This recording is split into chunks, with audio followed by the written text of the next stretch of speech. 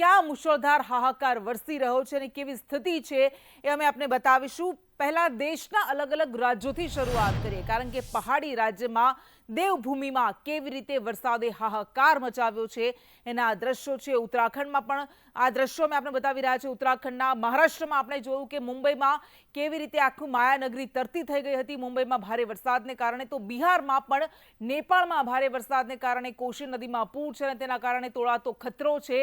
કર્ણાટક અને રાજસ્થાનમાં પણ ભારે વરસાદ વરસી રહ્યો છે, પરંતુ સૌથી ખરાબ સ્થિતિ હોય તો તે ઉત્તરાખંડની છે, કારણ કે ભારે વરસાદને કારણે નદીઓએ રૌદ્ર સ્વરૂપ ધારણ કર્યું છે અને પહાડો જાણે કે ધ્રુજી રહ્યા છે, પહાડો પડી રહ્યા છે અને ધરતી ધ્રુજી રહી છે।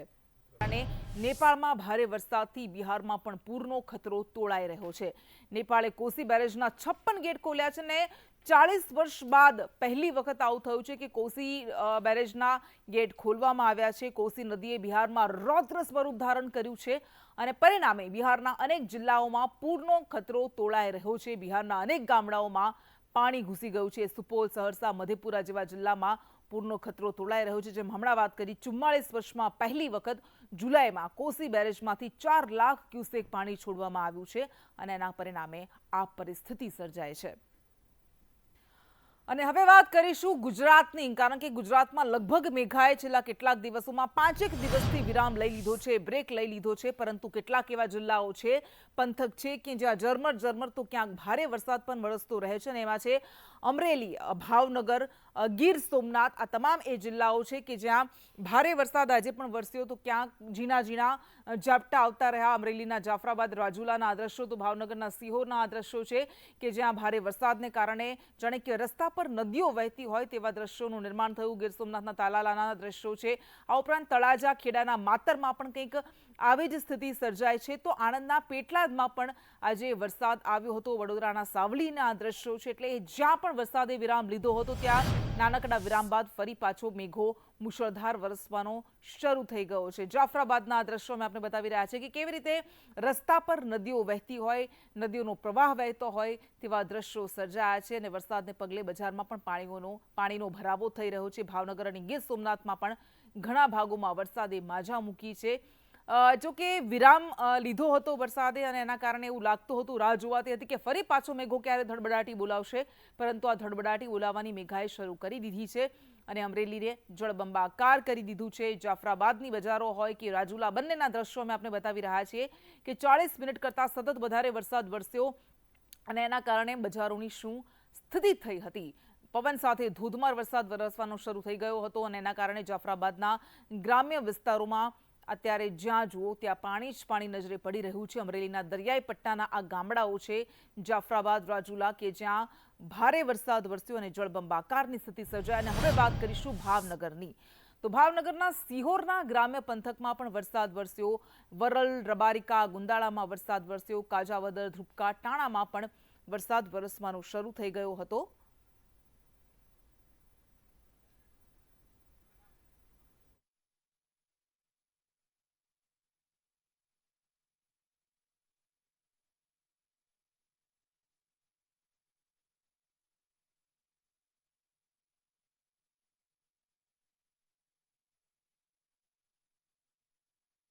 તળાજામાં ધોધમાર વરસાદ, અલંગ, ત્રાપજ સહિતના પંથકમાં પણ, આ ઉપરાંત રાજપરા, સરતાનપર, સોસિયા, બધા જે ગામડાઓ છે કે જ્યાં વરસાદ વરસવાનો શરૂ થઈ ગયો। 3 દિવસના વિરામ બાદ ફરી પાછી મેઘરાજાએ ધમાકેદાર એન્ટ્રી કરી છે। ખેડા જિલ્લાની આપણે વાત કરીશું તો ખેડા જિલ્લામાં પણ ધોધમાર વરસાદ વરસી રહ્યો છે। માતર તાલુકાના ગામડાઓમાં, એ ભલાડા હોય, સાયલા હોય, શેખુપુરા હોય, પરિયેજ, વસઈ, સિંજીવાડા, બધા જ ગામડાઓમાં વરસાદ વરસ્યો અને પરિણામે નદીઓ વહેતી હોય તેવા દ્રશ્યો સર્જાયા।